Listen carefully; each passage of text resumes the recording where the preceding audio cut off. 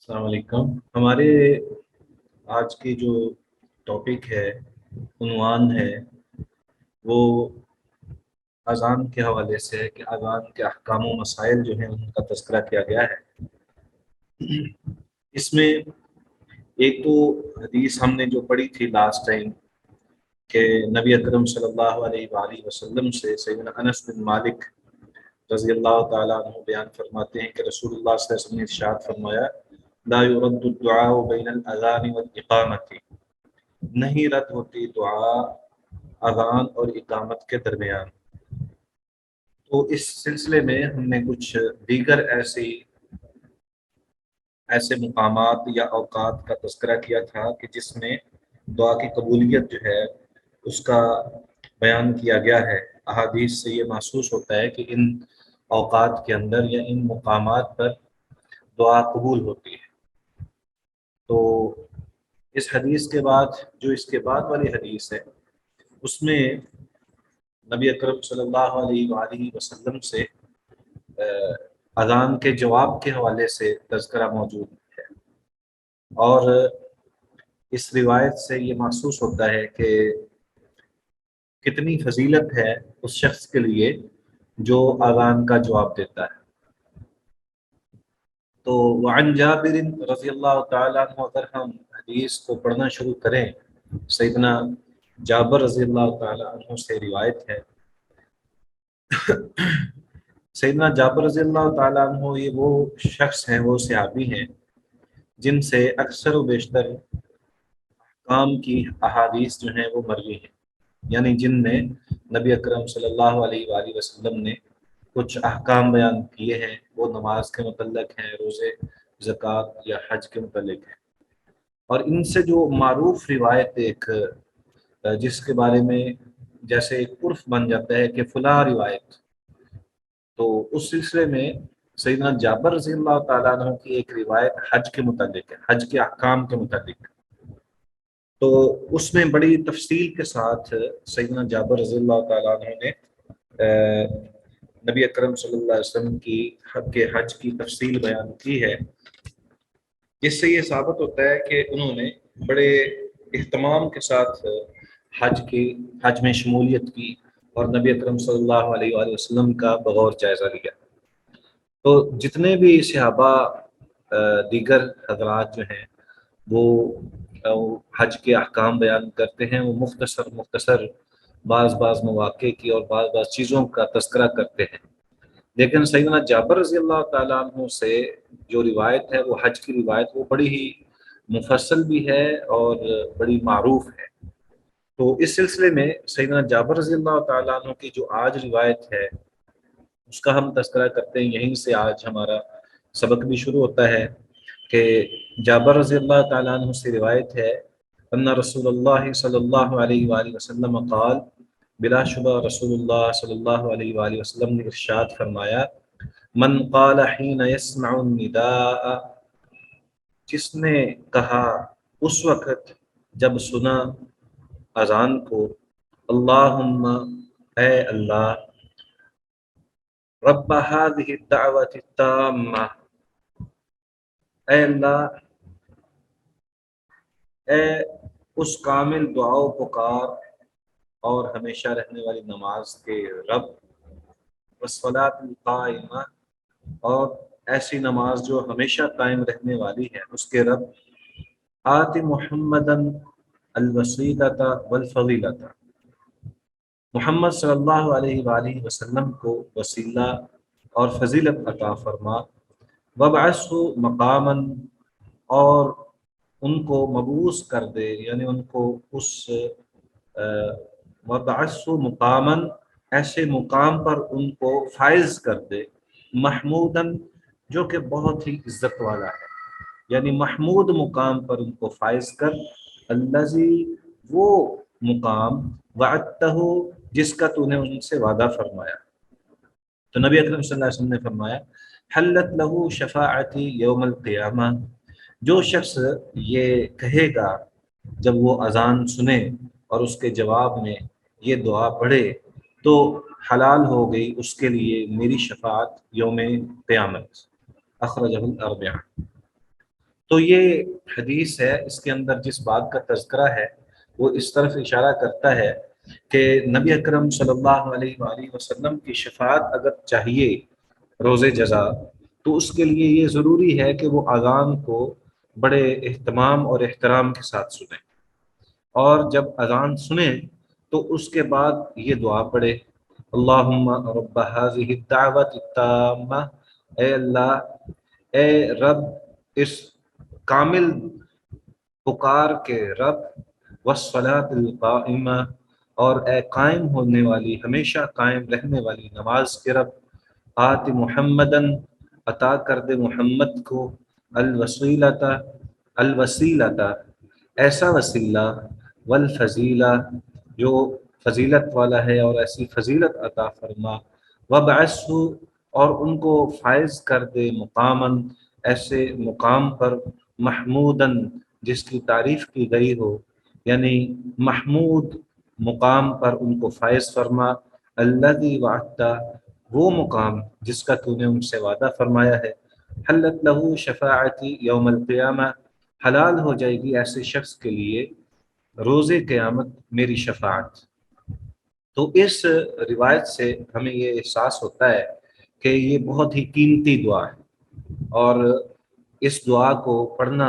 یہ انتہائی مفید ہے، کیونکہ اس کی وجہ سے نبی اکرم صلی اللہ علیہ وآلہ وسلم روز قیامت شفاعت عطا فرمائیں گے، یعنی شفاعت کریں گے، جسے شفاعت کبریٰ کہا جاتا ہے۔ النداء کے بارے میں کہا جاتا ہے، جو اس کی لغوی تشریح ہے، یہاں میں ایک تھوڑی سی چیز واضح کر دوں۔ رب ہذہ الدعوت التامہ سے مراد اذان ہے، والصلاۃ القائمۃ سے مراد نماز ہے۔ تو اذان، ندا کا معنی اذان ہے، اور اس کے بعد جس بات کی طرف اشارہ کیا گیا کہ ہذہ الدعوت التامہ، اس کی طرف منادا کو، یعنی ایسی اذان جو کہ مکمل ہے اور پکار ہے، اس کی طرف اس کا اشارہ ہے۔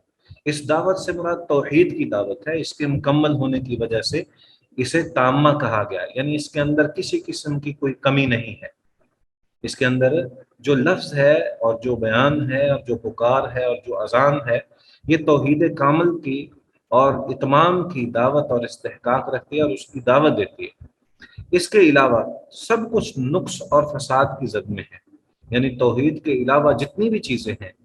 اللہ ذو الجلال والاکرام کے ساتھ منسوب، اور آپ کے ساتھ اللہ تعالیٰ کے ساتھ، ذات کے ساتھ جن کی نسبت کی گئی ہے، اور وہ توحید ہے بلا شبہ، اس کے علاوہ جتنی بھی چیزیں ہیں وہ نامکمل۔ اور والصلاۃ القائمہ سے مراد یعنی قیامت تک باقی رہنے والی نماز۔ الوسیلہ سے مراد، اس کی وضاحت نبی اکرم صلی اللہ علیہ وآلہ وسلم نے فرمایا ہے کہ یہ جنت میں ایک مقام ہے، اللہ کے بندوں میں سے ایک بندے کو ملے گا، اور مجھے توقع ہے کہ وہ بندہ میں ہی ہوں گا، جیسا کہ پہلے جو ہے یہ صحیح مسلم کی روایت کے اندر یہ ایک جگہ پہ موجود ہے۔ یہ ایسا مرتبہ ہے، الفضیلہ سے مراد ایسا مرتبہ ہے جو ساری مخلوق سے افضل ہو، اور وبعثہ سے مراد آپ کو وہاں پہنچا دے، یعنی ایسا اس پر فائز کر دینا، اس پر بھیج دینا۔ مقام محمودہ، یہ وہ مقام ہے جہاں نبی اکرم صلی اللہ علیہ وآلہ وسلم قیامت کے دن اللہ ذو الجلال والاکرام کے سامنے سجدہ ریز ہوں گے، اور اللہ تعالیٰ ان کلمات کے ساتھ اللہ تعالیٰ کی ایسی حمد و ستائش کریں گے جو اس موقع پر انہیں الہام کیے جائیں گے۔ اس سے پہلے نبی اکرم صلی اللہ علیہ وسلم کو ان کلمات کا علم نہیں ہوگا، اور جو شخص یہ دعا کرے اور آپ کے لیے، یعنی اللہ ذو الجلال والاکرام سے یہ مانگے کہ اے اللہ ان کو مقام محمود عطا فرما، تو پھر اس کا فائدہ یہ ہوگا کہ اللہ تعالیٰ بھی قیامت کے روز نبی اکرم صلی اللہ علیہ وآلہ وسلم کو شفاعت کبریٰ کی اجازت دیتے ہیں۔ تو نبی اکرم صلی اللہ علیہ وآلہ وسلم کی اس حدیث سے یہ بات ثابت ہوتی ہے کہ اذان سننا اور پھر اس کے بعد اس کا جواب دینا یہ مسنون بھی ہے، اور اس کی فضیلت بھی ہے، اور اس کا اہتمام کرنا بھی ضروری ہے۔ پہلا، جیسا کہ ہم نے ایک دفعہ ذکر کیا اس چیز کا، کہ یہ دراصل اسلام کا شعار ہے، اور جیسا کہ ہم نے پہلے روایت پڑھی ہے کہ اللہ ذوالجلال والاکرام نے تمام جتنے بھی سابقہ مذاہب ہیں ان سے ہٹ کر اللہ تبارک و تعالیٰ نے اسلام اور دین اسلام کو ممتاز کیا ہے اس اذان کے ساتھ۔ تو اس بنا پر اس چیز کا خیال رکھا جا سکتا ہے کہ یہ شعار ہے اسلام کا، اور اس کا احترام کرنا، اس کو سمجھنا اور اس کو پڑھنا، اور اس کے بعد جو دعا کرنی ہے وہ سارا کچھ جو ہے وہ ضروری ہے۔ اس حدیث کا نمبر جو ہے یہ آخری حدیث ہے جو کتاب اذان سے متعلق ہے، اذان کے باب سے متعلق ہے، اور اس کا نمبر ہے 159 نمبر ہے یہ حدیث، اور یہ اذان کے باب میں سب سے آخری حدیث موجود ہے۔ تو یہ اسی طرح اللہ تبارک و تعالیٰ نے سورہ بنی اسرائیل کے اندر اسی مقام محمود کا تذکرہ فرمایا ہے۔ اللہ ذو الجلال والاکرام فرماتے ہیں عسیٰ ان یبعثک ربک مقاما محمودا، کہ یعنی امید ہے کہ آپ کا رب آپ کو مقام محمود پر پہنچا دے۔ تو یہ ایسا مقام ہے جو بہت ہی فضیلت والا ہے، اور اس مقام پر کوئی اور فائز نہیں ہو سکتا سوائے محمد رسول اللہ صلی اللہ علیہ وسلم کے۔ اور یہ روز قیامت ایسا ہوگا کہ نبی اکرم صلی اللہ علیہ وآلہ وسلم تمام نبیوں سے اور تمام پیغمبروں سے بھی زیادہ فضیلت والے اس مقام پر پہنچیں گے، اور اللہ تبارک و تعالیٰ کے سامنے سجدہ ریز ہوں گے اور پھر دعائیں اور التجائیں کریں۔ یہاں سے ایک بات یہ بھی ثابت ہوتی ہے کہ جیسا اللہ تبارک و تعالیٰ نے فرمایا من ذا الذی یشفع عندہ الا باذنہ، اس سے دو چیزیں، یعنی اس آیت سے جو آیت الکرسی کے اندر ہے کہ من ذا الذی یشفع عندہ الا باذنہ، کون ہے جو اللہ کے سامنے سفارش کرے سوائے اس کے کہ اللہ جس کو اجازت دے دے۔ تو ایک تو یہ بات سامنے آ گئی کہ اللہ تبارک و تعالی نبی اکرم صلی اللہ علیہ وآلہ وسلم کو انہی لوگوں کے بارے میں شفاعت کی اجازت دیں گے جو اللہ کے شعار کا احترام کرتے ہیں، اسے سنتے ہیں اور اس پر لبیک کہتے ہیں اور اس کا جواب بھی دیتے ہیں۔ اس کا مطلب یہ بھی ہے کہ صرف دعا پڑھ دینا ہی کافی نہیں ہے، بلکہ اس کا جواب دینا، مکمل جواب یہ بھی ہے کہ اس اذان کے بعد نماز بھی ادا کی جائے، یہ بھی ضروری ہے۔ تو اللہ ذو الجلال والاکرام اس شخص کے لیے اجازت دیں گے کہ ایسے شخص کے لیے شفاعت کی جائے، اور پھر نبی اکرم صلی اللہ علیہ وآلہ وسلم شفاعت بھی کرے۔ دوسری بات یہ ثابت ہوتی ہے کہ نبی اکرم صلی اللہ علیہ وآلہ وسلم جب سجدہ ریز ہوں گے، یہ انہی کے لیے ہی یہ مقام محمود رکھا گیا ہے۔ اس کی فضیلت کیوں ہے؟ اس کی بنیاد یہ ہے کہ روز قیامت کسی کو سجدے کی توفیق بھی نہیں ہوگی اور اجازت بھی نہیں ہوگی۔ بہت سارے ایسے لوگ ہوں گے، جیسا کہ ایک روایت کے اندر آتا ہے کہ انسان جو ہے وہ اللہ تبارک و تعالیٰ کے سامنے یہ عرض کرے گا کہ اے اللہ مجھے صرف ایک موقع دے دے، اس کے بدلے ساری دنیا جو ہے وہ لے لے، لیکن صرف ایک موقع دے دے، اس موقع کے اندر میں صرف دنیا کے اندر سجدہ کروں۔ تو اللہ تبارک و تعالیٰ اس کو اجازت نہیں دیں گے۔ اللہ تعالیٰ کہیں گے کہ نہیں، اب وقت گزر گیا ہے، اگر تم نے یہ کرنا تھا تو اس سے پہلے کرتے، لیکن اب وقت نہیں ہے۔ تو نبی اکرم صلی اللہ علیہ وآلہ وسلم کو مقام محمود تک پہنچانے کا، یعنی وہ فضیلت اور وہ وسیلہ جو عطا کرنے کا مقصد ہی یہ ہے کہ یہ صرف انہی کی خصوصیت ہوگی کہ وہ اللہ کے سامنے سجدہ ریز ہو جائیں گے۔ جب ساری مخلوق نبی اکرم صلی اللہ علیہ وآلہ وسلم کے سامنے عرض گزار ہوگی اور کہے گی کہ اے اللہ حساب شروع کرنا ہے، لیکن کوئی بول نہیں سکے گا، صرف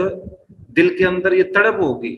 کہ کاش حساب شروع ہو جائے، اور پھر سارے حضرت آدم کے پاس جائیں گے، پھر اس کے بعد حضرت نوح علیہ السلام کے پاس اور دیگر انبیاء علیہ السلام کے پاس جائیں گے، اور بالآخر نبی اکرم صلی اللہ علیہ وآلہ وسلم تک پہنچیں گے۔ اس کو حدیث شفاعت بھی کہتے ہیں۔ تو ایسے موقع میں صرف نبی اکرم صلی اللہ علیہ وآلہ وسلم کو سجدے کی توفیق مل جانا اور ان کا اللہ کے سامنے سجدہ ریز ہو جانا، یہ وہ مقام محمود ہے، یہی وہ وسیلہ ہے۔ جو کسی اور کے لائق ہی نہیں تھا، نہ اس کے شایان شان تھا، اور اللہ کی مخلوق میں سے کسی کو یہ نصیب میں نہیں تھا۔ اور پھر نبی اکرم صلی اللہ علیہ وآلہ وسلم کی اس قبولیت کے حوالے سے یہ بات بھی سامنے رہنی چاہیے کہ چونکہ نبی اکرم صلی اللہ علیہ وآلہ وسلم کو اسی وقت اللہ تعالیٰ الہام کریں گے، وہ اپنی حمدیں اور ثنائیں اور وہ اللہ تعالیٰ کی تعریفیں کہ جو اس سے پہلے نبی اکرم صلی اللہ علیہ وسلم نے جیسا فرمایا ہے حدیث شفاعت کے اندر کہ اس سے قبل مجھے ان اللہ تعالیٰ کی ان تعریفوں کا ادراک ہی نہیں ہوگا، علم ہی نہیں ہوگا، اس وقت اللہ تعالیٰ مجھے الہام کریں گے اور میں اللہ تعالیٰ کی وہ تعریفیں کروں گا۔ تو اس سے یہ بھی ثابت ہوتا ہے کہ یہ اللہ تبارک و تعالیٰ کی طرف سے نبی کریم صلی اللہ علیہ وسلم کو اعزاز ملا، اور اس اعزاز کے اندر یہ اللہ کی رضا بھی موجود تھی کہ جس میں اللہ تبارک و تعالیٰ نے پھر الہام بھی فرمایا، ان کی طرف وحی کی، اور وہ پھر یہ دعائیں اور التجائیں کرتے ہیں۔ تو مقصد یہ ہے اس حدیث سے کہ یہ جو اذان کا جواب دینا ہے اس کا بہت ہی اہتمام ہونا چاہیے، اور اس کی خصوصیت کے ساتھ اس کا جواب جو ہے وہ دینا چاہیے۔ اب یہاں پہ سوال پیدا ہوتا ہے، ایک سوال تو یہ ہے کہ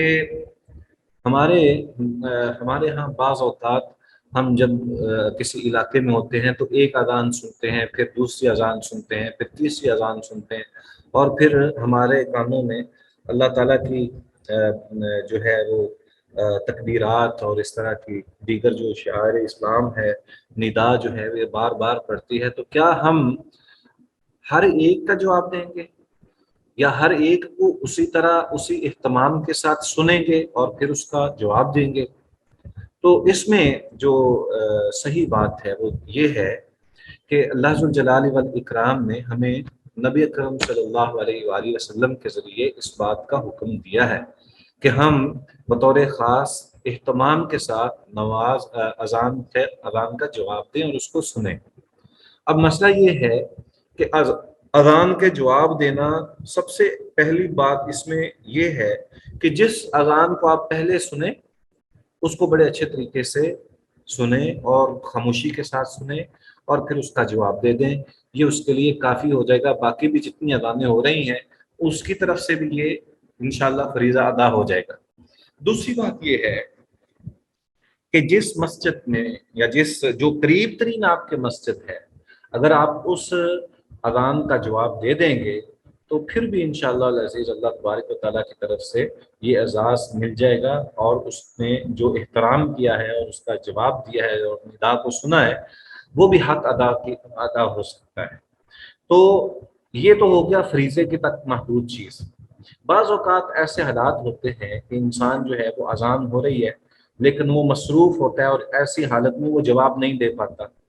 مثلاً مثال کے طور پر بعض اوقات کوئی ضروری کسی سے بات ہو رہی ہے، کوئی فون پہ بات کر رہا ہے، یا بعض اوقات وہ یوں کہہ لیں کہ وہ واش روم میں ہے، تو ایسی حالت میں وہ جواب نہیں دے پایا تو اس کا کیا کرنا چاہیے؟ اس کے لیے بھی ائمہ نے یا علماء نے اس بات کی طرف اشارہ کیا ہے کہ وہ ایسا کرے کہ جب وہ اپنی فرصت پالے، یعنی اپنے کام سے فارغ ہو جائیں، تو پھر اذان کا بھی جواب دے دیں اور ساتھ میں یہ دعا بھی پڑھ دیں اور درود شریف بھی پڑھ دیں۔ تو جیسا کہ صحیح روایات کے اندر موجود ہے، نبی اکرم صلی اللہ علیہ وآلہ وسلم، جیسا کہ ہم نے پہلے پڑھا ہے کہ جو مؤذن کہتا ہے اس کا جواب اسی طرح ہی دیا جائے۔ تو یہ بھی ایک ضروری امر ہے کہ پہلے اذان کا جواب دیا جائے، پھر اس کے بعد درود شریف پڑھا جائے جیسا کہ روایات کے اندر موجود ہے، اور پھر اس کے بعد یہ دعا پڑھی جائے۔ تو یہ ایک ترتیب ہے جس کا اہتمام کرنا چاہیے۔ ایک چیز اور اس میں ملحوظ خاطر رہنی چاہیے کہ جو اذان کہنے والا ہے، اذان کہنے والا جو ہے وہ جب اذان کہہ رہا ہوتا ہے وہ تو اپنے ترتیب کے ساتھ کہہ رہا ہوتا ہے اور بڑے اہتمام کے ساتھ کہہ رہا ہوتا ہے، تو بعض اوقات سننے والا جو ہے وہ جلدی میں ہوتا ہے، جیسے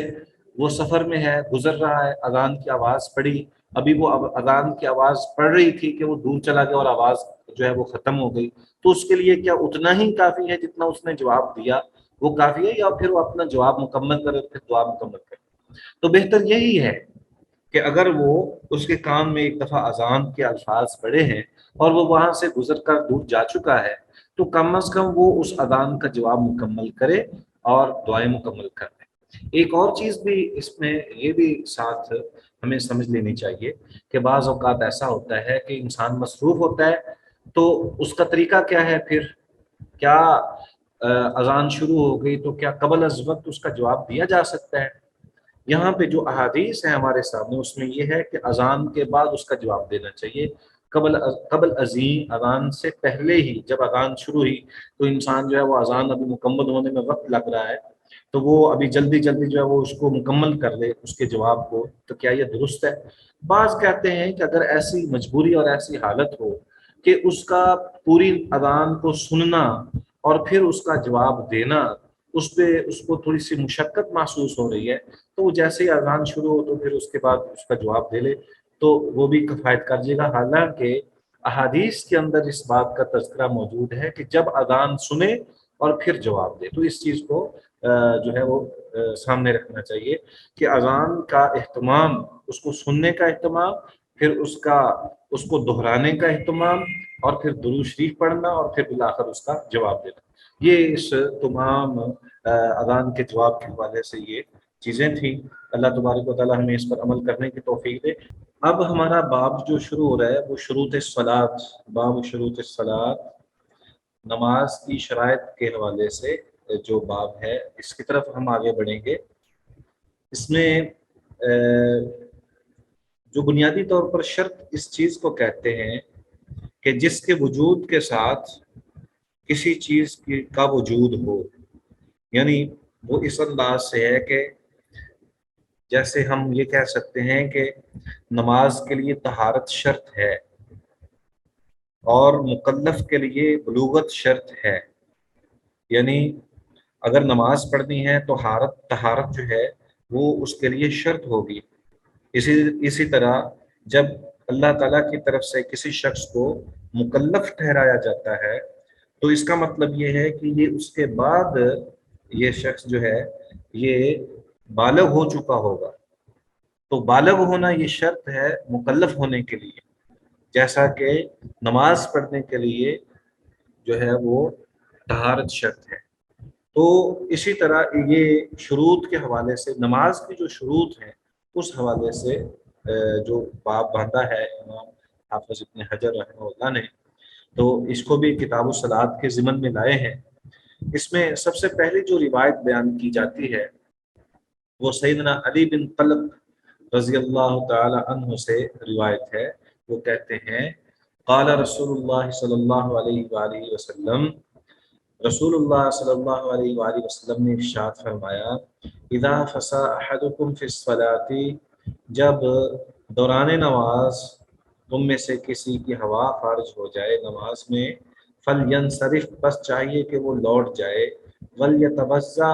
اور چاہیے کہ وہ وضو کرے، ولیعد الصلاۃ، اور وہ نماز کو دہرا دے، نماز دوبارہ پڑھ لے۔ تو اس کا مطلب یہی ہے جس کا ہم نے پہلے ذکر کیا ہے کہ جب کسی چیز کا وجود کسی کی وجہ سے وہ لازم ہو تو اس کو شرط کہا جاتا ہے، یعنی شرط اسے کہتے ہیں جو اصل چیز سے خارج ہو لیکن اس کے لیے اس طرح لازمی اور ضروری ہو کہ اس کے نہ ہونے سے اس چیز کا یعنی دوسری چیز کا وجود بھی ناپید ہو جائے، یعنی اس چیز کا ہونا اس شرط کے ساتھ لازم ہو۔ الفاظ دیگر شرط اس کام کو کہتے ہیں کہ جس کے نہ ہونے سے شرط والا کام بھی نہ ہو، جیسے اذا فات الشرط فات المشروط، جب شرط نہیں رہے گی تو مشروط بھی معدوم ہو جائے۔ تو یہ ایک حقیقت ہے کہ نماز کے لیے طہارت کا ہونا یہ شرط ہے۔ اب طہارت جو ہے وہ کئی انداز سے ہے، وہ کئی قسم کی ہے نماز کے حوالے سے۔ اس میں آپ ظاہر ہے سب سے اہم چیز جو ہے وہ پاکیزگی ہے۔ اب پاکیزگی شاید آگے ہم روایات ہم پڑھیں گے کہ پاکیزگی جو ہے وہ انسان کے جسم کی بھی ہے اور اس مکان اس جگہ کی بھی ہے جہاں پہ ہم نماز ادا کر رہے ہیں۔ تو اس حوالے سے یہ چیز جو ہے اس کو سمجھنا ضروری ہے کہ طہارت جو ہے یہ نماز کے لیے ضروری ہے۔ اب طہارت جن جن چیزوں سے طہارت ختم ہوتی ہے اس کا بھی بیان آ سکتا ہے، اور جو ضروری چیزیں ہیں جس کی وجہ سے نماز قائم ہو سکتی ہے اس کا بھی تذکرہ ضروری ہوگا۔ تو یہاں جو پہلی حدیث ہے اس میں اس بات کا تذکرہ ہے کہ اس سے مراد یہ ہے کہ مقد سے بغیر آواز کے خارج ہونے والی ہوا جو ہے وہ اگر خارج ہو جائے تو پھر اس کا مطلب یہ ہے کہ جو وضو ہے اس کو دوبارہ کیا جائے گا، اور جتنی نماز اس نے پڑھنی ہے وہ دوبارہ اس کو ادا کرے گا۔ یہ ایک لازمی امر ہے، اور اس کا نماز اس کے بغیر جو ہے، وضو کے بغیر کسی صورت بھی یا طہارت کے بغیر کسی صورت بھی نماز جو ہے وہ صحیح نہیں ہوگی۔ اسی طرح حضرت علی بن طلق رضی اللہ تعالیٰ عنہ کے حوالے سے کہا جاتا ہے کہ ان کا نام علی بن طلق طا پر فتح اور لام ساکن ہے۔ یہ منذر کے بیٹے بن قیس سہیمی یمامی حنفی ہیں، جو بنو حنیفہ کی طرف نسبت ہونے کی وجہ سے حنفی ہے۔ یہ صحابی رسول ہیں۔ یہ بھی کہا گیا ہے کہ طلق بن علی کے والد ہیں، اور یہ بھی کہا گیا یہ دونوں ایک ہی شخص کے نام ہیں۔ تو یہ صحابی جلیل رضی اللہ تعالی عنہ نبی اکرم صلی اللہ علیہ وآلہ وسلم سے اس چیز کا تذکرہ کر رہے ہیں۔ تو یہ ایک لازمی امر ہے کہ انسان کا جب وضو نہ رہے تو اس کو چاہیے کہ وہ وضو دہرائے۔ آگے انشاءاللہ کچھ ایسی روایات بھی آئیں گی جس سے یہ ثابت ہوگا کہ وضو کا نہ ہونا وہ کس انداز سے ہوتا ہے، اور پھر اس کے بعد جو ہے اس کا طہارت حاصل کرنا، اس کے بعد پاکی حاصل کرنا، یہ کتنا ہی ضروری امر ہے۔ تو بہرحال نبی اکرم صلی اللہ علیہ وآلہ وسلم نے شریعت اسلامیہ کے اندر اس بات کا تذکرہ موجود ہے، اور اس کو شرط قرار دیا ہے کہ طہارت جو ہے وہ لازمی امر ہے نماز کے لیے۔ دیگر جتنی بھی اقوام تھیں جو قبل الاسلام یا دیگر پیغمبروں کی جو امتیں تھیں اور ان کی شریعتیں تھیں، ان کے اندر بھی نماز فرض تھی۔ جیسا کہ آپ سنیں گے قرآن مجید میں مختلف انبیاء کی نماز کا تذکرہ ملتا ہے، جیسے سیدنا زکریا علیہ السلام کا تذکرہ ہے، سیدنا ابراہیم علیہ السلام کا تذکرہ ہے، اسی طرح حضرت نوح علیہ السلام کا تذکرہ ملتا ہے، اور یوسف یعقوب علیہ السلام کی نماز کا تذکرہ ملتا ہے۔ تو نماز ادا کرنا یہ تمام انبیاء علیہ السلام کی شریعتوں میں موجود تھے، لیکن ان کی کیفیتیں اور ان کی تعداد یہ الگ الگ تھی۔ اسی طرح جب یہ بات ہے کہ ان کی نماز جو ہے وہ الگ ہے، اسی طرح ان کا طہارت کا التزام کرنا، طہارت حاصل کرنا، اور ان کے اوقات نماز جو ہیں وہ بھی مختلف تھے۔ تو اس بات کو اسلام نے آ کر مکمل کر دیا ہے کہ اب جو ہم نماز ادا کرتے ہیں یہ وہ نماز ہے جو کہ اللہ تبارک و تعالیٰ کی طرف سے مکمل نماز ہے،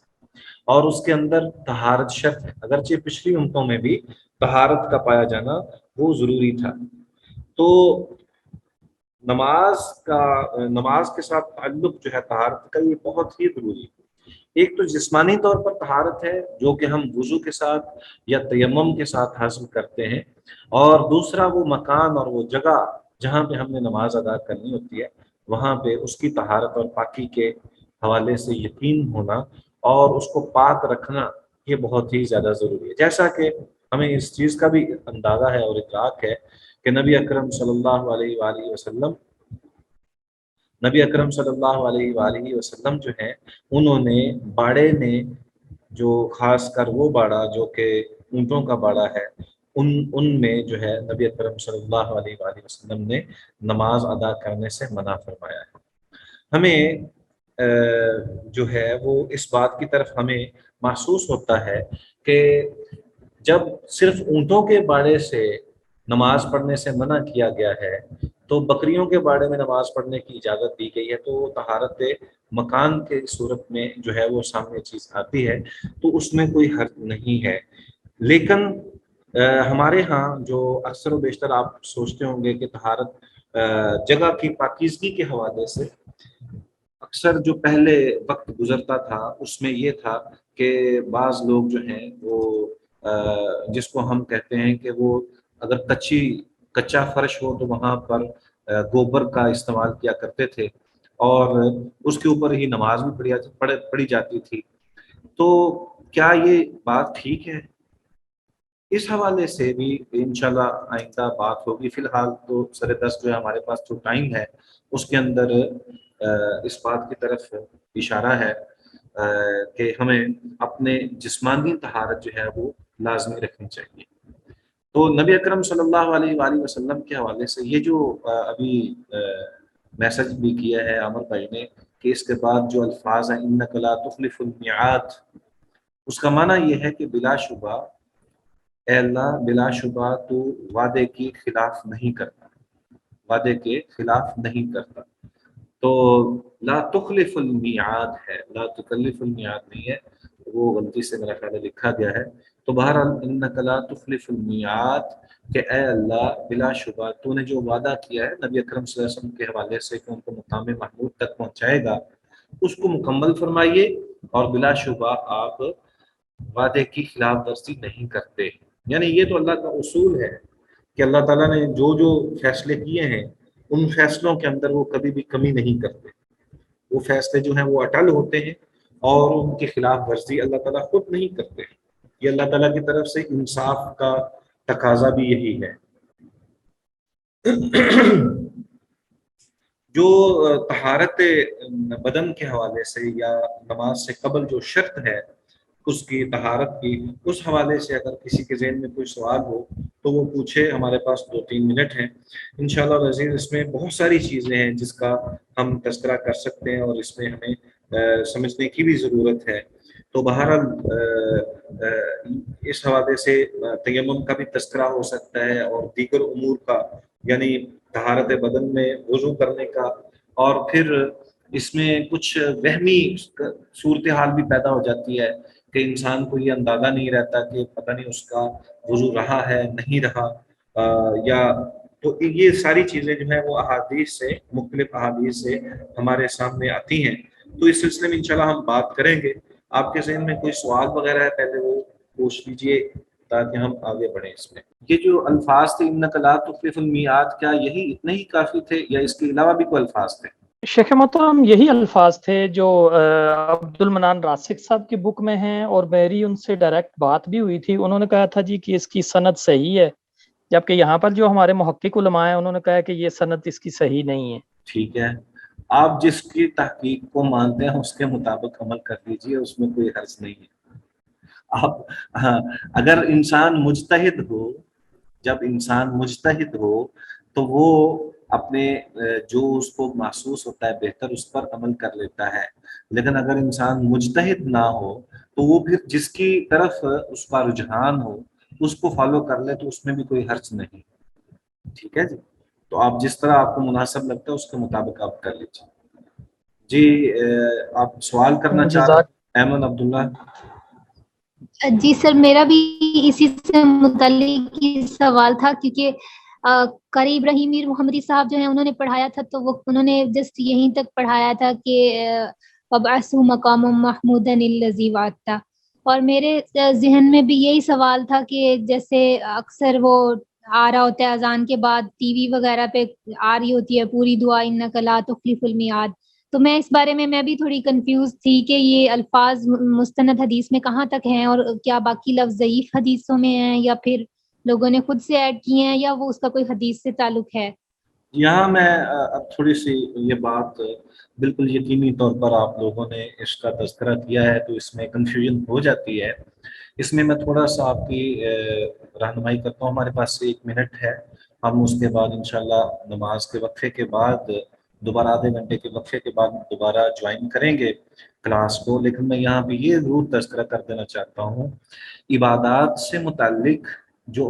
ہمیں روایات ملتی ہیں اس میں دلیل کا ہونا اور اس کا ثابت شدہ ہونا یہ انتہائی ضروری امر ہے.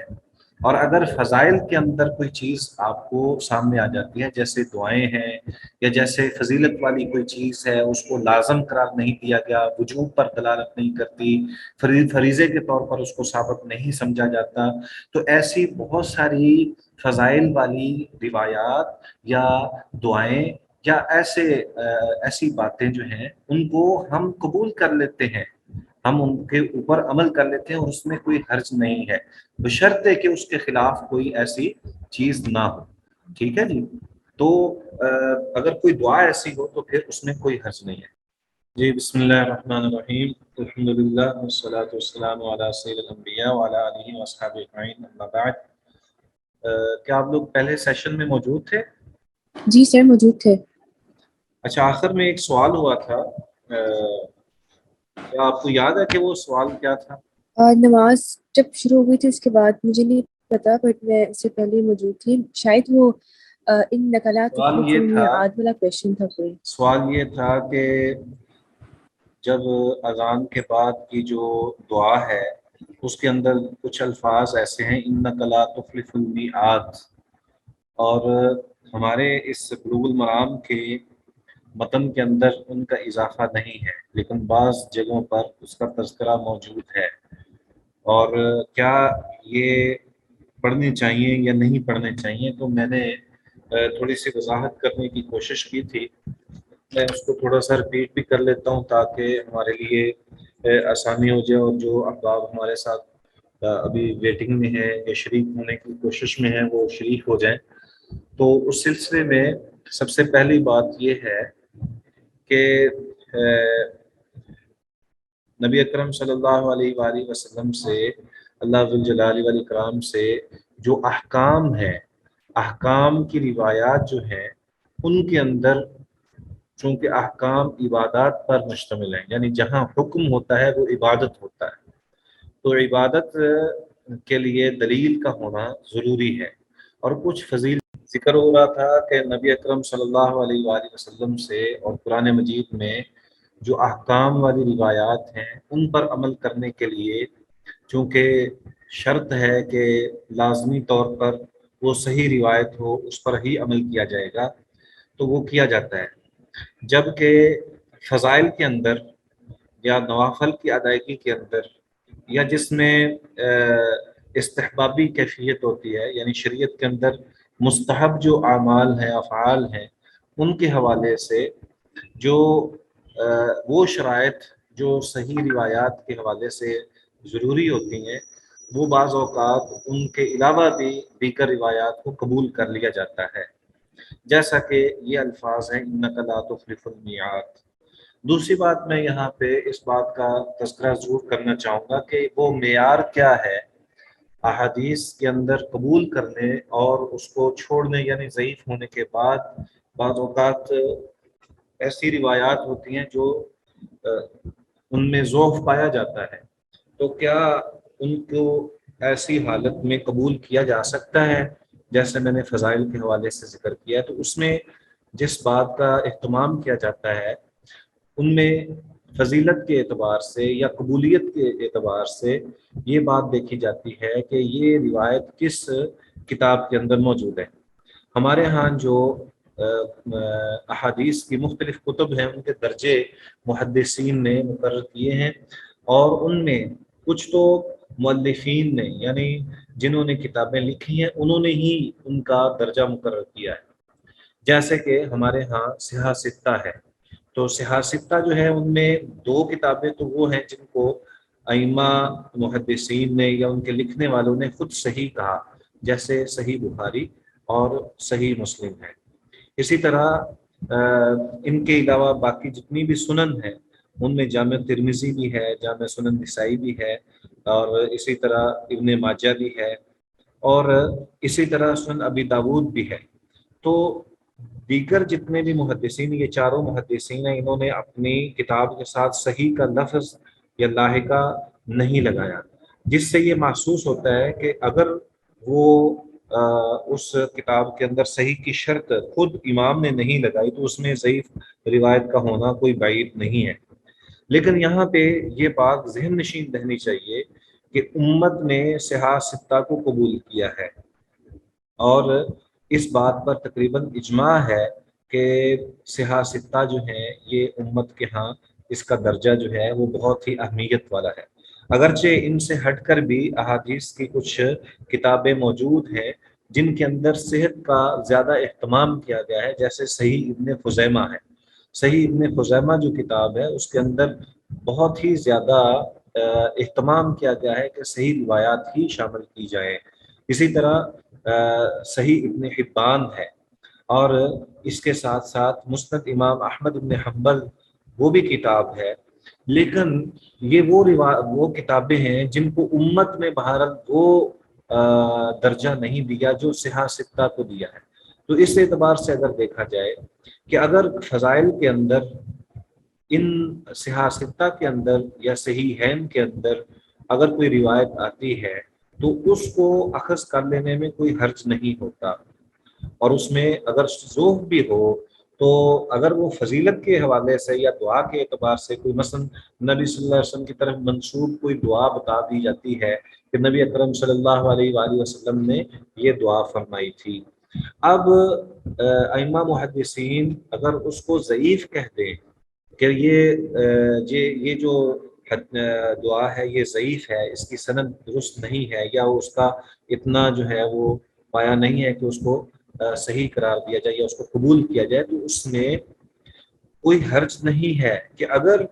وہ صحاح ستہ میں ہے تو اس کو قبول کر لیا جائے، اس میں کوئی حرج نہیں ہے، کیونکہ اگر وہ ضعیف بھی ہے تب بھی امت نے کم از کم اس چیز کو قبول کیا ہے کہ وہ صحاح ستہ کی روایات کو قبول کرنے میں محسوس نہیں کرتے، اس کو پریشان نہیں ہوتے۔ تو ایک تو یہ جو میں عرض کرتا چلوں، آپ نے میسج کیا ہے کہ جو آواز ہے وہ ڈسٹرب ہو رہی ہے یا کنیکشن کی وجہ سے کوئی ایشو ہے، اس میں صحیح بات یہی ہے کہ انٹرنیٹ کا تھوڑا سا ایشو ہے، وہ بار بار ایک دو دفعہ ڈسکنیکٹ بھی ہوا ہمارا جو پیریڈ ہے اس وجہ سے، لیکن بہرحال انشاءاللہ امید ہے کہ چند منٹس تک وہ ٹھیک ہو جائے گا۔ تو عرض کرنے کا مقصد یہ تھا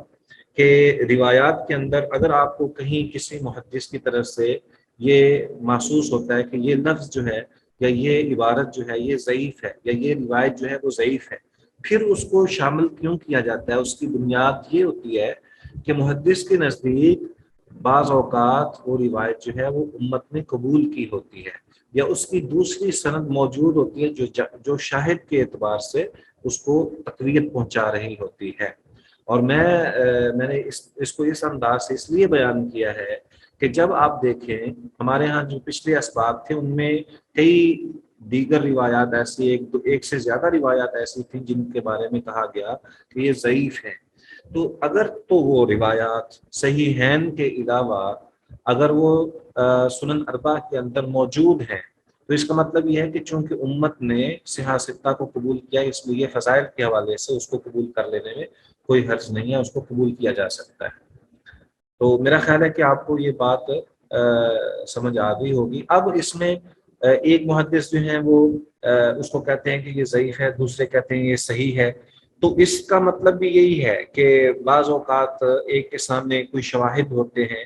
یا اس کے پاس دیگر اسناد موجود ہوتی ہیں اس لیے وہ ان کو صحیح قرار دیتے ہیں، تو دوسرے کے پاس وہ شواہد اور ان کے معلقات جو ہیں وہ موجود نہیں ہوتے اس لیے وہ ان کو ضعیف قرار دیتے ہیں۔ تو یہ بہت ساری ایسی وجہیں ہوتی ہیں، لیکن صرف سمپل سا جو ایک طریقہ کار ہے وہ یہی ہے کہ اگر صحاح ستہ میں کوئی روایت موجود ہے اور اس کا تعلق جو ہے وہ فضائل کے اندر ہے تو وہ اگر صحیح بھی ہے تو اس میں کوئی حرج نہیں ہے کہ آپ جو ہے وہ اس پہ عمل کریں۔ اب ہم اگلی حدیث کی طرف چلتے ہیں جو کہ سیدہ عائشہ رضی اللہ تعالی عنہ سے روایت ہے۔ سیدہ عائشہ رضی اللہ تعالی عنہ سے روایت ہے، وہ بیان کرتی ہیں ان النبی صلی اللہ علیہ وآلہ وسلم کہ بلا شبہ نبی اکرم صلی اللہ علیہ وآلہ وسلم نے فرمایا لا يقبل اللہ صلاة حائض الا بخمار، نہیں قبول ہوتی نماز، نہیں قبول کرتا اللہ تبارک و تعالی نماز کسی ایسی بالغہ عورت کی جہاں تک کہ وہ خمار یعنی اپنی اوڑھنی اوڑھ لے دوپٹے کے ساتھ، یعنی دوپٹے کے بغیر بالغہ عورت کی تو نماز جو ہے وہ اللہ تبارک و تعالی قبول نہیں فرماتے۔ رواہ الخمسۃ الا النسائی وصححہ ابن خزیمہ۔ اس سے مراد یہ ہے کہ جب کوئی بچی بالغہ ہو جائے تو اس کے لیے لازم ہے کہ وہ اپنی اوڑھنی جو ہے اس کا اہتمام کرے اور نماز کے لیے وہ باقاعدہ طور پر جو جتنا سطر ہے نماز کے لیے اور جتنا ضروری ہے ڈھانپنا اپنے جسم کو، وہ سب سے زیادہ ضروری ہے، تو اس کا اہتمام کر لیں۔ یہ اللہ تبارک و تعالیٰ کی طرف سے کسی بھی انسان کے مکلف ہونے کے لیے یہ ضروری ہے کہ وہ بالغ ہو جائے، وہ بے شک مرد ہے یا عورت ہے۔ تو جب کوئی شخص جو ہے وہ مکلف ہو جاتا ہے تو اس کے بعد اس پر جتنے بھی شرعی احکام ہیں وہ لازم ہو جاتے ہیں، سوائے اس کے کہ اس میں کوئی اور عارضہ لاحق ہو جائے، یعنی وہ بیمار ہو گیا یا بیمار ہو گئی، یا وہ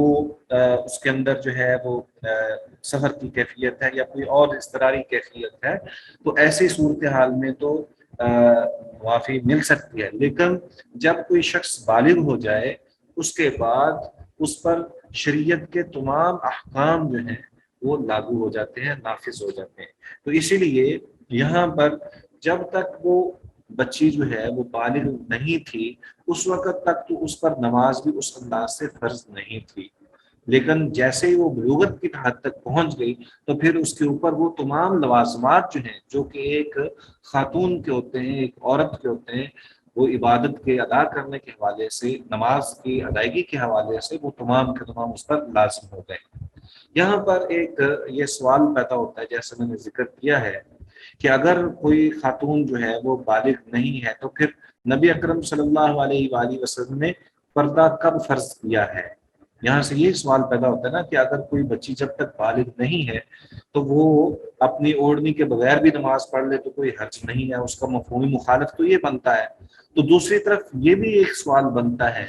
کہ اس پر کیا پردہ بھی اتنی دیر تک فرض نہیں ہے؟ اور تیسری بات یہ کہ جو نماز کے متعلق ہی ہے کہ نبی اکرم صلی اللہ علیہ وآلہ وسلم نے 7 سال کی عمر میں نماز پڑھنے کا حکم ارشاد فرمایا ہے اور کہا ہے کہ اپنے بچوں کو 7 سال کی عمر میں نماز پڑھاؤ اور 10 سال تک ان کو جو ہے وہ تربیت دو، اور پھر اگر 10 سال کے بعد بھی وہ نماز ادا نہ کریں تو ان کو مارا جا سکتا ہے۔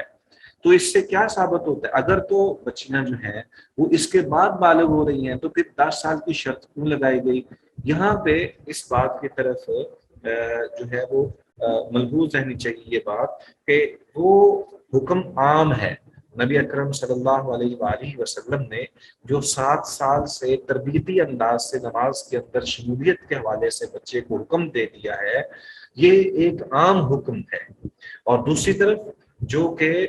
10 سال کی عمر میں مارنے کا حکم دیا گیا ہے، اس کا مطلب یہ ہے کہ اب اس کے بعد کوتاہی قطعی طور پر قبول نہیں کی جائے گی اور لازمی طور پر اس کا خیال رکھنا ضروری ہے۔ تو تیسری چیز یہ ہے کہ اگر جب تک وہ بالغ نہیں ہوتی، بہرحال شریعت نے اس سے قلم اٹھا لیا ہے، جیسے رفع القلم عن ثلاث کہ 3 اشخاص سے یعنی قلم جو ہے وہ اٹھا لیا گیا ہے، یعنی ان کو مکلف نہیں رکھا گیا۔ ان میں سے ایک تو یہ تھا کہ جو نابالغ ہے حتیٰ کہ وہ بالغ ہو جائے۔ تو اس کا مطلب یہ ہے کہ شریعت نے احکام کے اندر ابتدا میں آسانی کی ہے اور پھر آہستہ آہستہ اس کو پابند کرتے کرتے جب وہ بالغ ہو جائے تو پھر سختی کے ساتھ، شدت کے ساتھ۔ جی السلام علیکم ورحمۃ اللہ، میں ایک دفعہ پھر حاضر خدمت ہوں۔ یہ ہمارے تھوڑا سا انٹرنیٹ کا ایشو ہے جس کی وجہ سے بار بار ڈسٹربنس ہو رہی ہے، تو اس حوالے سے اللہ تعالیٰ ہم سب کے لیے آسانیاں کرے اور معذرت قبول کریں۔ اس سلسلے میں جو میں نے ابھی تک ہم نے بات کی ہے، کیا آپ کے علم میں آ گئی ہے؟ کیا آپ کو، جیسا کہ آپ کہہ رہے تھے کہ بعض چیزیں سمجھ نہیں آ رہی، آواز کے اندر جو ہے وہ پریشانی ہے، تو کیا میں نے جو بات کہنے کی کوشش کی آپ کے علم میں آ گئی ہے؟ جو بلوغت کے حوالے سے، نماز کے حوالے سے جو ہم نے حدیث پڑھی ہے سیدہ عائشہ رضی اللہ تعالیٰ عنہ کی، کیا اس کی سمجھ آئی ہے؟ جی شیخ صاحب، اس کی آواز آ رہی تھی۔ اس کے بعد آپ نے 7 سال کا بھی کہا کہ 7 سال میں سے نماز کے لیے سختی کرنی چاہیے، اور 10 سال کی عمر میں پنشمنٹ وغیرہ کا بھی آپ نے ذکر کیا، تو وہ آواز 7 سال کی عمر میں سختی کا ذکر نہیں ہے، اس میں نبی اکرم صلی اللہ علیہ وسلم نے جو ہمیں تلقین فرمائی ہے اس میں یہ ہے کہ 7 سال کی عمر میں بچوں کو عادت ڈالیے، ان کو اپنے ساتھ نماز کا حکم دیجیے، ٹھیک ہے؟ اور پھر 10 سال تک جو ہے وہ یہ تربیتی پیریڈ ہے، یہ 3 سال کا، تو جب 10 سال عمر ہو جائے تو پھر اس پر سختی کیجیے اور ان کو ماریں۔ اور پھر جب وہ بالغ ہو جاتے ہیں، ظاہر سی بات ہے کہ اس دور میں بھی اور آج بھی بلوغت کے حوالے سے فرق محسوس ہوتا ہے۔ بعض اوقات بعض علاقوں میں بلوغت کے حوالے سے مختلف انداز ہیں. تو شریعت نے جس چیز کی طرف ہمیں پابند کیا ہے وہ بلوغت ہے، کہ بلوغت کے بعد جو ہے وہ شرعی احکام تمام جو ہیں ان پر عمل کرنا وہ فرض ہے. بہرحال نبی اکرم صلی اللہ علیہ وآلہ وسلم نے یہ حکم دیا ہے کہ جب کوئی خاتون جو ہے وہ بالغہ ہو جائیں تو اس کے بعد اللہ تبارک و تعالیٰ اس کی نماز اس وقت تک قبول نہیں فرماتے جب تک کہ وہ اوڑھنی نہ لے لے، اپنے اوپر دوپٹہ مکمل نہ لے لے. تو یہاں پر نبی اکرم صلی اللہ علیہ وسلم نے یہ باور کروایا ہے کہ ہر صورت میں جو ہے وہ پردے کا اہتمام کیا جائے. عورت کے نماز کے لیے جو پردے کا حکم ہے اس میں بالغ اور نوجوان عورت کا سارا جسم چھپا ہوا ہونا چاہیے، یہاں تک کہ سر کے بال بھی چھپے ہوئے ہوں. اور اگر عورت کی ایسے اس نے کوئی لباس زیبتن کیا ہوا ہے جس میں اس کا جسم یا اس کے سر کے بال یا اس کا دوپٹہ بالکل باریک ہے، اس کے بال نظر آ رہے ہیں، تو ایسی اوڑھنی میں اور ایسے کپڑوں میں نماز جائز نہیں ہوگی، یعنی اس کی نماز جو ہے وہ نہیں ہوگی. تو اس کے لیے ضروری ہے کہ وہ باقاعدہ طور پر صحیح اہتمام کرے اپنے پردے کا. تو عورت کے لیے جو نماز کے اندر پردے کا حکم ہے اس میں سر کے بالوں سے لے کر جو الا ما ظہر منہا وما بطن،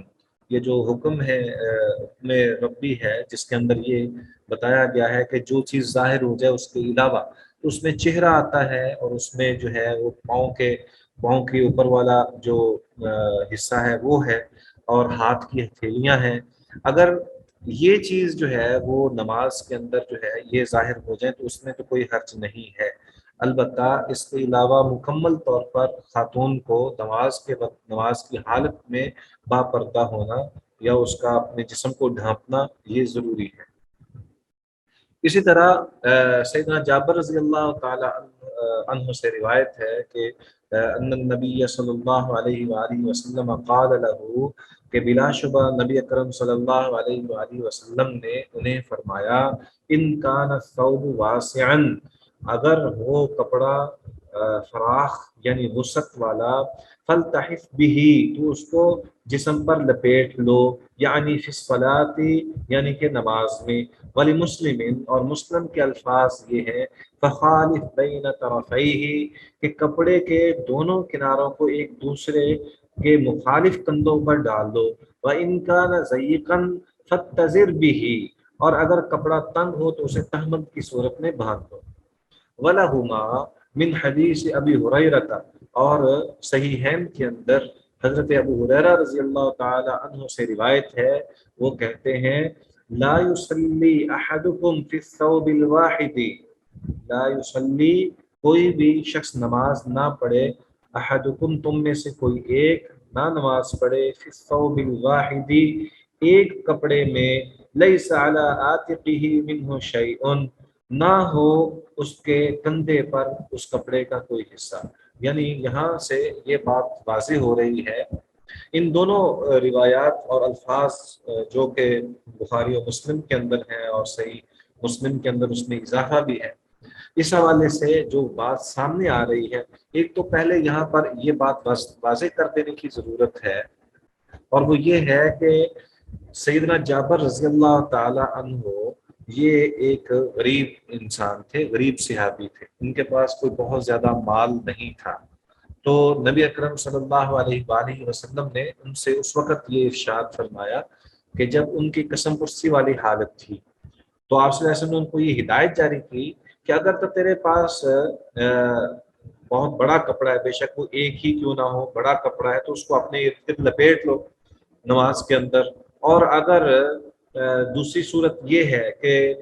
اگر وہ بہت بڑا کپڑا ہے تو اس کے دونوں پہلو جو ہیں، دونوں کپڑے کے دونوں کنارے جو ہیں وہ اس انداز سے لپیٹ لو کہ اس کے کپڑے کے جو ایک طرف جو ہے وہ مخالف اور دوسرا اس کے مخالف طرف جو ہے وہ کندھے کے اوپر آ جائے. اور اگر ایسا نہیں ہے کہ وہ کپڑا جو ہے وہ وسیع ہے یا بڑا ہے، اگر وہ چھوٹا ہے تو پھر اس کا تہمند ہی بنا لیا جائے، یہ بھی جو ہے وہ کفایت کرے گا. مقصد یہ ہے کہ نماز بہر صورت پڑھنی ہی پڑھنی ہے،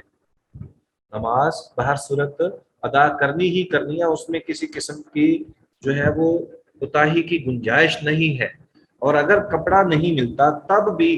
وہ اگر ایک ہی کپڑا ملتا ہے، اگر ایک ہی کپڑا ہو تو اس میں بھی نماز ادا کرنی ہے. اگر وہ بڑا ہے تو پھر اس انداز سے اوڑھ لیا جائے کہ اس کے کندھے بھی ڈھانپ لیے جائے. اور اگر وہ چھوٹا ہے تو کم از کم ایزار بند تو ضرور ہو، یعنی وہ نیچے تہمت تو ضرور اس نے پہنا ہوا ہو. تو یہ بہت زیادہ ضروری ہے. اور دوسری روایت کے اندر جس میں سیدنا ابو ہریرہ رضی اللہ تعالیٰ عنہ سے روایت ہے کہ کوئی شخص نماز ادا نہ کرے ایک کپڑے میں کہ اس کے کندھے پر کچھ بھی نہ ہو، تو اس کا مطلب یہ ہے کہ یہ ضروری نہیں ہے کہ ہر صورت میں اگر وہ کپڑا ہے ہی نہیں تو وہ نماز ہی چھوڑ دے. ایسی صورت نہیں ہو سکتی، بلکہ نماز اس نے پڑھنی. اگر کپڑے ہیں تو پھر وہ کندھے کے اوپر بھی کپڑا ڈال. تو بعض احباب جو ہیں وہ کپڑوں کی مجبوری کی وجہ سے نماز نہ چھوڑیں بلکہ نماز ادا کریں. اور اگر ان کے پاس اضافی کپڑے ہیں تو ایسا نہیں ہونا چاہیے کہ ان کے کندھے جو ہیں وہ بالکل ننگے ہوں، بلکہ ان کو جو ہے وہ کپڑوں کا اہتمام کرنا چاہیے. جیسے اصل میں قرآن مجید میں ایک اللہ تعالیٰ کا فرمان ہے جس کو ملحوظ رکھنے کی ضرورت ہے. اللہ تعالیٰ فرماتے ہیں خذوا زینتکم عند کل مسجد، کہ آپ مسجد میں جانے کے لیے خوب زینت اختیار کیجئے. زینت کا مقصد جو ہے وہ اس سے بھی بڑھ کر ہے. ایک تو ہے ضرورت کا پورا ہونا، یعنی کندھوں کے اوپر کپڑا آ جائے یا اس کے جسم کے اوپر وہ صحیح طور پر وہ ساتر ہو جائے اور مکمل ہو جائے، تو یہ ایک الگ بات ہے. اور لیکن ایک ہے کہ زینت اختیار کی جائے. زینت کا مطلب خوبصورتی اختیار کی جائے. تو خوبصورتی کا اہتمام کرنا نماز کے دوران نماز کے لیے یہ بھی بہت ہی زیادہ اہمیت والی بات ہے. ایک چیز اور اس میں ایک پہلو جو ہے وہ واضح کر دینے کی ضرورت ہے کہ پہلی جو روایت ہم نے سیدہ عائشہ رضی اللہ تعالی عنہا کے حوالے سے پڑھی ہے اس کے اندر تذکرہ ہو رہا ہے اوڑھنی کا، دوپٹے کا، کہ جب عورت بالغہ ہو جائے تو وہ لازمی طور پر اپنے کپڑا جو ہے وہ اپنے اوپر لے، اپنے چہرے کو اپنے بالوں کو ڈھانپے، پوری جو ہے وہ ساترہ ہونی چاہیے. تو یہ ایک حقیقت ہے، لیکن مرد کے لیے وہ شرط نہیں ہے جیسا کہ یہ روایت بیان کرنے کا مقصد ہے. جو امام حافظ ابن حجر رحمہ اللہ نے جو پہلی روایت بیان کی ہے اور اس کے بعد یہ روایت بیان کی ہے، تو یہ وہ ثابت یہ کرنا چاہتے ہیں کہ عورتوں کا پردہ اور انداز کا ہے اور مردوں کا پردہ اس کا انداز اور ہے. عورت جو ہے وہ اس وقت تک اس کی نماز قبول ہی نہیں ہوگی جب تک کہ وہ اپنے پورے جسم کو ڈھانپ نہ لے. صحیح. اور مرد کے لیے جو ہے یہ اتنی شرط نہیں ہے کہ وہ اپنے پورے جسم کو ساتر کرے، بلکہ اگر اس کے پاس کپڑا نہیں بھی تو تب بھی وہ ایک ہی چادر ہے تو اس کو نیچے ادار بند کر کے یعنی تہمت باندھ کے وہ نماز ادا کر لے. لیکن اگر اس کے پاس ایکسٹرا کپڑا ہے اور وسعت والا ہے، وہ بڑا کپڑا ہے، تو وہ اپنے کندھے بھی ڈھانپ سکتا ہے، تو وہ کندھے ضرور ڈھانپے. یہ بھی ضروری ہے. تو اس کا مطلب یہ ہوا کہ عورتوں کے جو حکم ہے پردے کے حوالے سے یا جسم کے ڈھانپنے کے حوالے سے مردوں کا اس سے تھوڑا سا مختلف ہے. تو بہرحال التحاف کا معنی یہاں پر یہ ہے کہ چادر اوڑھنا یا پہننا. اس اوڑھنے کی کیفیت جو اگلے جملے میں آ رہی ہے فخالف بین طرفیہ، فخالف بین طرفیہ، یعنی وہ کپڑے کے دونوں پہلو جو ہیں یا اطراف جو ہیں وہ کندھے کے یعنی کندھے کے دوسری مخالف سمت میں وہ اس کو ڈال دیا جائے. ٹھیک ہے. پھر اسی طرح جو اگر ایسی صورت نہیں ہے تو فتزر، یہ باب افتعال سے عمل کا صحیح ہے. اس کا مطلب ہے تہبند باندھے، ازار پہننا. تو اس میں اس روایت کا جو اصل بنیادی مقصد ہے وہ یہی ہے کہ نماز کتنے کپڑوں میں ادا کی جا سکتی ہے، یعنی کم از کم کپڑے کون سے ہونے چاہیے کہ جس میں انسان جو ہے وہ نماز ادا کر لے. یہاں پہ ایک تھوڑی سی وضاحت کی بھی ضرورت ہے. بعض اوقات پہلی بات تو یہ واضح کر دینا چاہیے کہ جو عورت ہے وہ اس کا پورا جسم جو ہے وہ ساتر ہے، اس کا پورا جسم جو ہے وہ پردے میں ہونا چاہیے، جبکہ مرد کا جو سطر ہے وہ ناف سے لے کر گھٹنوں تک ہے. یہ ایک نماز کے بغیر بھی کسی شخص کے لیے یہ جائز نہیں ہے کہ ناف سے لے کر اس کے گھٹنے تک کا حصہ جو ہے وہ کوئی بھی اس کو دیکھ سکے، بے شک اس کے والدین ہی کیوں نہ ہوں. جب وہ بڑا ہو جائے بچہ بڑا ہو جائے تو بے شک والدین ہی کیوں نہ ہوں تو ان کے سامنے بھی اپنی ناف سے لے کر گھٹنوں تک کا حصہ جو ہے وہ ظاہر نہیں کر سکتا۔ تو عورت کا بھی اسی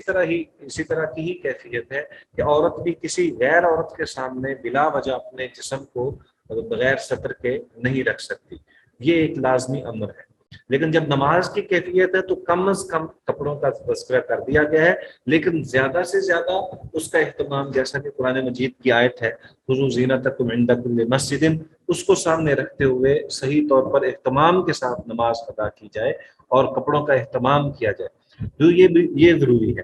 اس میں ہر علاقے کی زینت کا اعتبار الگ الگ ہے، اس لیے اس کا انداز جو ہے وہ اختیار کیا جائے گا۔ اگر وہ زینت جو ہے وہ ایک علاقے کی ایک طرح کی ہے تو اس کے مطابق نماز ادا کرنے کے لیے کپڑے پہنے، اور دوسری طرف اگر وہ تو نبی اکرم صلی اللہ علیہ وآلہ وسلم جو ہے وہ اہتمام کے ساتھ کپڑوں کا اہتمام کیا کرتے تھے۔ اور اس میں یہ بھی خوبصورتی ہے کہ انسان جو ہے وہ اپنے جسم کو معطر کر لے یا اپنے جس طرح کے جو ہے وہ خوشبو وغیرہ کا اہتمام کر لے، تو اس میں کوئی حرج نہیں۔ شیخ صاحب جو آپ نے یہ بات کہی ہے کہ اگر یعنی کہ چادر مرد کے پاس ایک ہی ہے تو اس میں وہ تہمت باندھ لے اور کندھے یعنی کہ ننگے، یعنی کہ یہ مجبوری کی حالت ہے؟ جی جی، میں نے جیسے آپ اس وقت شاید نہیں تھے کلاس میں نے یہ بیان کیا ہے کہ جی، سیدنا جابر رضی میں اللہ ڈسکنیکٹ ہو گیا تھا عنہ ایک غریب صحابی تھے، اور ان کے پاس جو ہے نا ظاہر ان کی ہمشیرگان تھیں، 7-8 ہمشیرہ تھیں، اور ان کے والد جو ہیں وہ بھی، تو اس انداز سے یہ جو کیفیت ہے بیان بھی اس لیے انہوں نے کی ہے کہ نبی اکرم صلی اللہ علیہ وسلم نے انہی کو حکم دیا تھا کہ وہ اس طرح کر لیا کریں۔ تو یہ کیفیت ہے ایسے شخص کے حوالے سے جس کے پاس کپڑا نہ ہو، یعنی وہ صرف ایک ہی چادر رکھتا ہو، تو وہ کیسے اس پہ اپنے جسم کو ڈھانپے گا اور نماز ادا کرے گا۔ اس میں نا بڑی حکمتیں ہیں، انداز بلا شبہ مختلف ہو سکتا ہے۔ ہمارے یہاں یہ تصور نہیں ہوتا کہ کسی شخص کے پاس جو ہے وہ کپڑے نہ ہوں مکمل، اور اگر نہ ہوں تو ظاہر سی بات ہے کہ ہم آج کے دور میں بھی اس کو کہیں نہ کہیں سے اہتمام کر کے کپڑا دینے کی کوشش کریں گے۔ تو یہ کیسے تصور کیا جا سکتا ہے کہ دور نبوی میں مالدار صحابہ ہوں اور جو غریب صحابہ ہیں ان کے پاس پہننے کے لیے کپڑے نہ ہوں؟ تو یہ ایک نا ذہن میں سوال آتا ہے، لیکن اس کے پس منظر میں دراصل اللہ تبارک و تعالیٰ اپنی حکمت کے ساتھ بہت سارے ایسے احکام ہم تک پہنچانا چاہتے تھے تاکہ دین مکمل ہو جائے اور دین کی چیزیں جو ہم تک پہنچیں۔ آپ کے علم میں ہے کچھ ایسے بھی واقعات ہوئے ہیں جس کا ہم ذکر کرتے ہوئے یا سوچتے ہوئے یہ احساس اپنے آپ میں پیدا ہوتا ہے کہ یار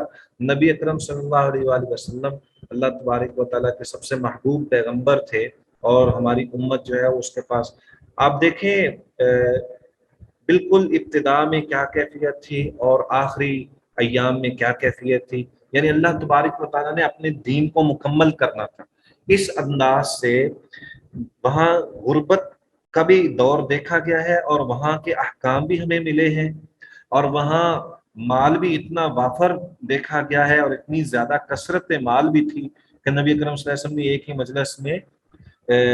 کئی من سونا اور چاندی جو ہے وہ خیرات کیا ہے۔ تو یہ بھی کیفیت ہمارے سامنے آئی ہے۔ تو دراصل اللہ تبارک و تعالیٰ یہ تمام حالات جو نبی اکرم صلی اللہ علیہ وسلم کے دور میں اللہ تعالیٰ نے پیدا فرمائے تھے، اس کا مقصد یہ تھا کہ دین مکمل ہو، اور دین کے مکمل ہونے کے لیے یہ ضروری چیزیں تھیں۔ تو انسان کے ذہن میں ایسا خیال آ جاتا ہے بعض اوقات کہ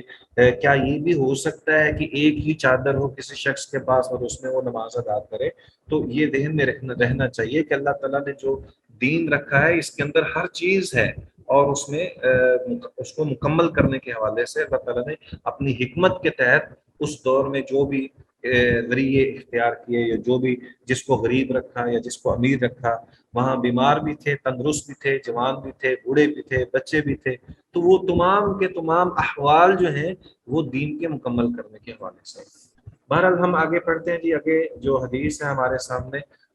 ہمارے پاس ابھی 5 منٹ باقی ہیں اس سیشن کے اختتام کے حوالے سے، تو اس میں جو اگلی حدیث ہے اس کا ہم تذکرہ کر لیتے ہیں، اس کا ترجمہ تو ہم پڑھ لیتے ہیں، لیکن اس کی تفصیل جو ہے وہ بہت ہی وقت چاہتی ہے، اس کو انشاءاللہ ہم بعد میں مکمل کر لیں گے کسی وقت۔ تو سیدہ ام سلمہ رضی اللہ تعالی عنہا وہ انہا سألت النبی صلی اللہ علیہ وآلہ وسلم کہ بلا شبہ انہوں نے سوال کیا نبی اکرم صلی اللہ علیہ وآلہ وسلم سے، اتسلی المرأة فی درع وخمار بغیر ادار، کیا کوئی عورت تہمت کے بغیر محض قمیص اور اوڑھنی میں نماز پڑھ سکتی ہے؟ قال، آپ صلی اللہ علیہ وسلم نے ارشاد فرمایا، اذا كان الدرع سابغا یغطی ظہور قدمیہا، جب قمیض اتنی لمبی اور فراخ ہو کہ قدموں کے اوپر والے حصوں تک پہنچ جائے تو جائز ہے۔ اخرجہ ابو داود وصححہ الائمہ وصحح الائمۃ وقفہ، یعنی ائمہ کرام نے اس کو موقوف ہونے کے حوالے سے صحیح قرار دیا ہے، یعنی مقصد یہ ہے کہ یہ نبی اکرم صلی اللہ علیہ وآلہ وسلم سے نہیں بلکہ سیدہ عائشہ رضی اللہ تعالی عنہا سے یہ روایت ہے۔ مقصد یہ ہے اس روایت سے جو بظاہر ہمیں سمجھ آتا ہے وہ یہ ہے کہ شلوار کا ہونا، یعنی جس طرح مرد جو ہے وہ تہمت باندھ لیتے ہیں اور اس کے نیچے کوئی اظہار بند وغیرہ نہیں ہوتا یا مطلب انڈر ویئر وغیرہ نہیں ہوتا تو اس کی نماز ہو جاتی ہے، اسی طرح اگر خاتون بھی اگر اس کا لباس اس انداز سے ہو کہ وہ مکمل اوپر سے لے کر نیچے تک ایسا لمبا لباس ہو اور اس کو پورا جسم جو ہے وہ ڈھپا ہوا ہو، تو اس میں اگر وہ نماز پڑھتی ہے تو ایسی حالت میں نماز اس کی ہو جائے گی، اس میں کوئی حرج نہیں ہے۔ تو بہرحال یہ ایک شرعی مسئلہ بھی ہے کہ کپڑوں کا جو خاتون کا جو لباس ہے اس کا انداز کیا ہونا چاہیے اور نماز کے لیے کیا ضروری ہونی چاہیے چیزیں، یہ بھی بہرحال ایک لمبا ایک موقف ہے، یا یوں سمجھنے کی اس کی تفصیل ہے۔ اللہ تبارک و تعالیٰ نے پھر موقع دیا تو انشاءاللہ اس میں ہم ذکر کریں گے، لیکن سر دس اس حوالے سے یہ بات ملحوظ رہنی چاہیے کہ نماز کے لیے عورت کا پورا جسم ڈھانپا ہوا ہونا یہ ضروری ہے، اور وہ مکمل ساتر ہو، اور اس کے لیے جب وہ بالغہ ہو جائے، عورت بالغہ ہو، تو پھر اس کے اوپر جو ہے وہ اضافی ایک کپڑا جس سے اس کے جو بال ہیں وہ بھی چھپے ہوئے ہوں اور اس کا جو بقیہ جسم ہے وہ بھی چھپا ہوا ہو، یہ بھی لازمی ہونا چاہیے تاکہ اس کی نماز جو ہے اس کے اندر کسی قسم کا کوئی فتنہ نہ ہو۔ اس میں ایک اور چیز بھی ملحوظ رہنی چاہیے کہ ایک ہے وہ لباس جو کہ نماز کے لیے ضروری ہے، اور ایک ہے وہ لباس جو پردے کے لیے ضروری ہے۔ اگر خاتون نے گھر کے اندر یہ نماز پڑھنی ہے، جیسے کہ روایات کے اندر آتا ہے کہ نبی اکرم صلی اللہ علیہ وآلہ وسلم نے خاتون خانہ کے حوالے سے یہ ارشاد فرمایا کہ اس کی گھر کی نماز زیادہ فضیلت والی ہے، اور اگر وہ گھر کے دالان کے اندر نماز پڑھ ہے اس کی بجائے وہ اپنے کمرے کے اندر نماز پڑھے، وہ زیادہ اس کے لیے فضیلت والی ہے۔ اور اسی طرح اگر اس سے بھی زیادہ وہ اندر والی کسی جگہ پہ جہاں چھپ کر نماز پڑھے تو وہ اس کے لیے اور زیادہ فضیلت والی چیز ہے۔ تو عورت کے لیے ایک تو نماز باجماعت ادا کرنا اس میں رخصت ہے، اس کے لیے ضروری نہیں ہے، اور دوسرا مسجد میں اس کا آنا یہ ضروری نہیں ہے۔ تو اس میں دیکھیے کہ نماز کی کیفیت اور حالت جو ہے اس میں ایک تو انوائرمنٹ ایسا ہونا چاہیے جہاں پہ سکون ہو اور شور شرابہ نہ ہو، اور دوسرا یہ کہ وہاں پہ